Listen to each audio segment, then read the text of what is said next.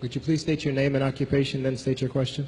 I'm Sakina D'Souza, and I'm a Catholic. I believe Brother Yusuf was a Catholic before. I would like to ask him the simple question. He was brought up like a Catholic, but what made him change? Doesn't he believe that the Messiah is true, or did he ever feel that the religion, Catholic religion, has not brought up any Messiah and the Bible is false? I would like to just know what that means, because he said he was a Catholic before and now he has become a Muslim. What made you change?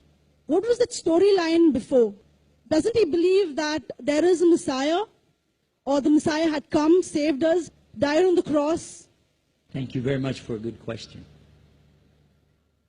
I hate to disappoint you, but I wasn't a Catholic. But I was with a Catholic priest the night that he accepted Islam. And I asked him these questions you asked me. Because after all, I was still a Christian, a preacher in Christianity, and I wanted to know why my best friend, a Catholic priest, had converted. That's a pretty weird thing. A Catholic priest is not like a regular preacher in the Protestant religion. A Catholic priest has given up everything. He's given up his life to be a Catholic priest. When he enters into this realm, he's basically given away everything. He can't have a wife, he can't have children, obviously no grandchildren. He has no home, he just lives in a rectory or wherever they give him a place to stay. And he's sent wherever they tell him to go, do whatever he's told to do, and that's it. And he cannot disobey the Pope, otherwise they can kick him out of the religion, and if they do, he's excommunicated and he goes to hell forever. So how would a person like this want to become one of those Muslim terrorists? That's what I wanted to know. He explained in a very few beautiful words something that I came to learn for myself. He said that he was sincerely in the Catholic religion because he believed in God, that he had studied, his degree was in theology, and a part of the teaching that they as priests have is to study Islam. Every priest is forced to study Islam. Now, you may not know that, but you can ask your priest and he'll confirm it. And when you study Islam, even when Islam is taught to you by somebody who hates Islam, as long as they don't corrupt it too far, you can still see the truth in Islam. A classical example happened to me just recently when I was in Saudi Arabia. A friend of mine, very old copy of one of the first Qurans ever translated to English by George Sale. George Sale hated Islam, he hated the Muslims, but when he translated the Quran to English, he was true to the text of the words. Although maybe not getting all the meaning, he certainly was true to the text of the words. I was shocked when I read it. Have you seen it? You know what I'm talking about? Amazing. And listen to this. George Bernard Shaw, for instance, is one of many, a long list of people who read this and realized the truth of Islam. When people see the truth of Islam, it can change them if they want to be guided. If they want the truth, it can change them. You might think, I'm a Catholic, I'll never be anything but a Catholic. But I'm going to ask you a question, and I want you to be honest. This is not for you to, start a debate, but just be honest. Was Jesus a Catholic?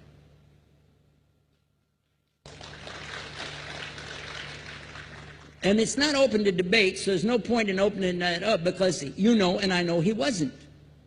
The Catholic Church was in business about 300 years before Jesus was born.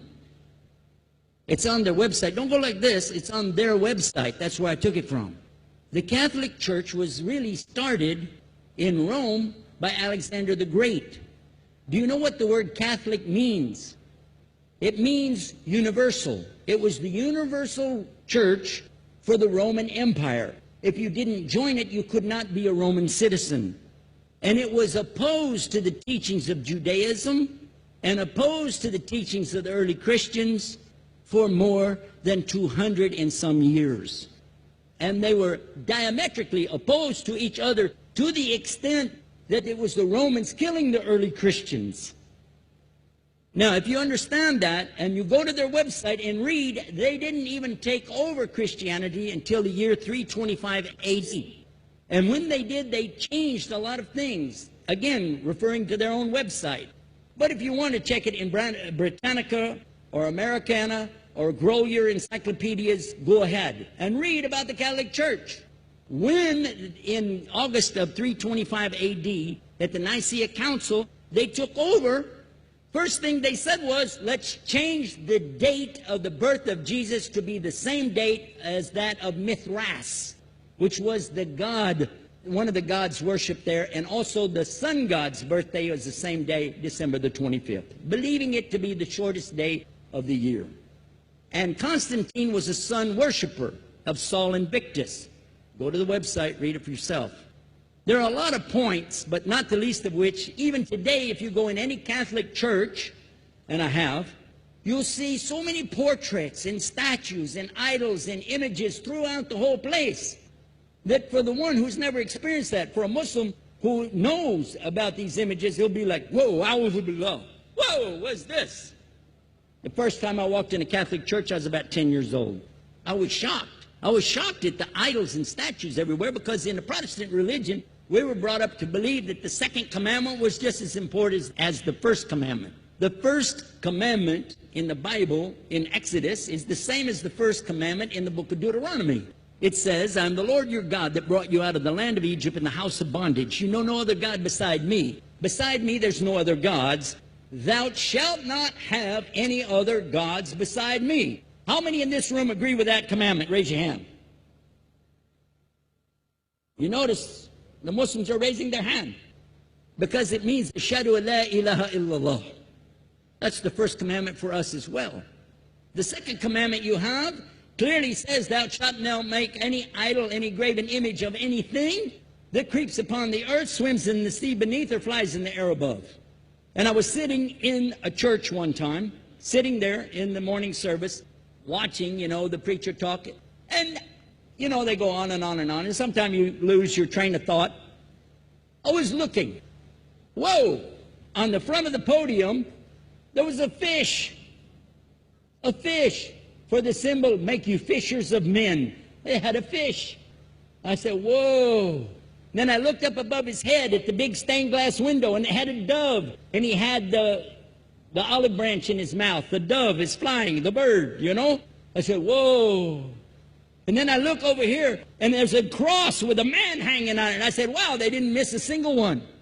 They got them all. Something walking on the earth, something swimming in the sea beneath, something flying in the air above.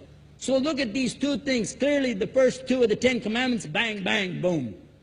Because if you said God is more than one, where did you get it from? When Jesus is talking to his own companions and they ask him, what's the greatest commandment? Mark 12:29. Clear. The greatest commandment is to know, O Israel, the Lord your God is one God. And you have to love him with all your heart and all your mind and all your strength. And this is no different from what Prophet Muhammad ﷺ was saying, the same thing to his people. Same thing I mentioned in the lecture. This is certainly for us the same. So what you see is Muslims practicing the commandments, and you see people claiming the commandments but practicing something else. And I have seen more converts from the Catholic Church than any other of the many sects of Christianity, and especially from the nuns, priests, and even an archbishop. And all of them are better than me. Those guys and women that I see do this, they still sacrifice their whole life to get the true message of Islam, not only to you, but to Muslims as well, because we all need to know about it. But thanks for a great question.